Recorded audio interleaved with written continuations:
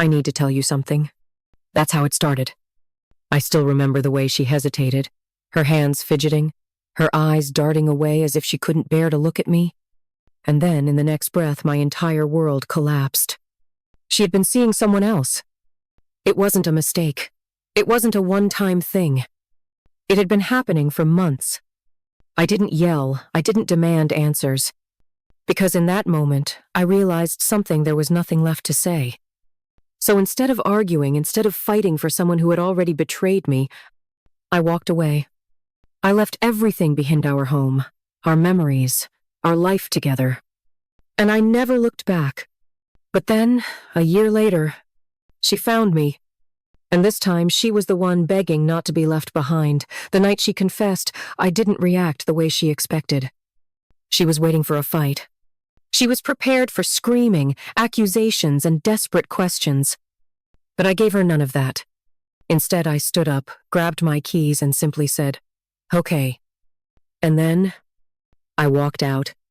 No begging. No trying to fix something already shattered.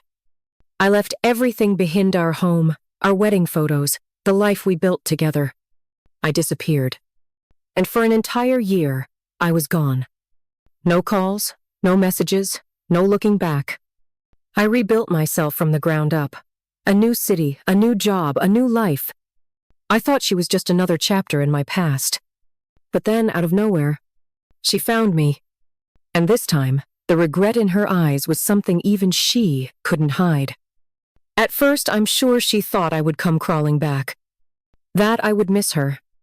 That after a few weeks of cooling off, I'd forgive her like nothing happened. But weeks turned into months. And months turned into a full year. I never called. I never checked in. I never looked back. Meanwhile, her life wasn't as perfect as she thought it would be.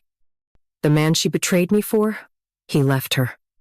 The excitement of her new life, it faded. The home we built together, it felt empty without me. For the first time, she started to understand what she had done. She thought she could replace me. But now, she knew she lost the only person who truly loved her. And that's when she decided she had to find me. It started with a simple message. A number I didn't recognize. "We need to talk."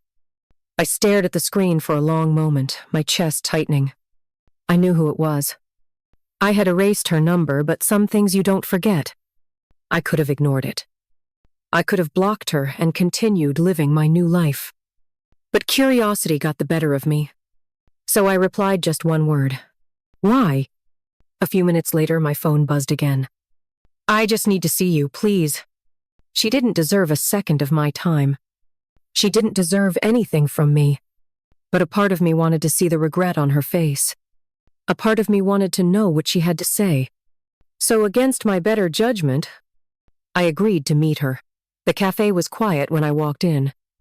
I spotted her immediately sitting at a small table in the back, hands wrapped around a cup of coffee she hadn't touched. She looked different. Not the confident, carefree woman who once told me she needed something new. Number. Now she looked exhausted. Her eyes were hollow, dark circles beneath them. Her shoulders slumped. She looked like someone who had spent the last year living with regret. When she saw me, her lips parted slightly, like she was trying to find the right words. I sat down across from her, waiting. She swallowed hard, then whispered, "You look good." I smirked. "I know."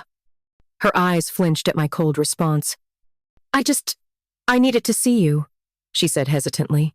"I've thought about you every single day." I leaned back, arms crossed.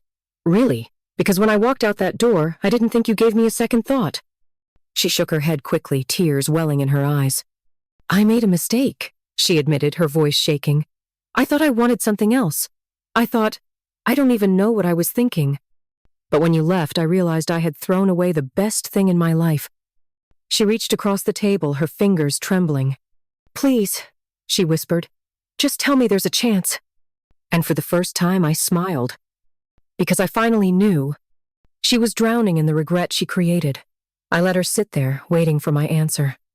Her eyes, once so full of confidence, were now filled with something else, a desperation. She wanted me to say something, anything that would undo the past. but I had nothing left to give her. I finally leaned forward, resting my hands on the table. You wanted freedom, I said calmly. You got it. Her breath hitched. She knew what was coming.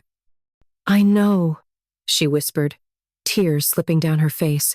But I didn't know what I was losing. I exhaled slowly, shaking my head. That's the problem, I said. You only realized my worth when I was gone. And now? It's too late. Her face crumbled. She opened her mouth to say something, to beg, to plead, to fight for me. But I was already standing up. I pulled out some cash, tossed it on the table, and met her gaze one last time. Take care of yourself, I said simply. And then, just like I did a year ago, I walked away. But this time, she was the one left behind.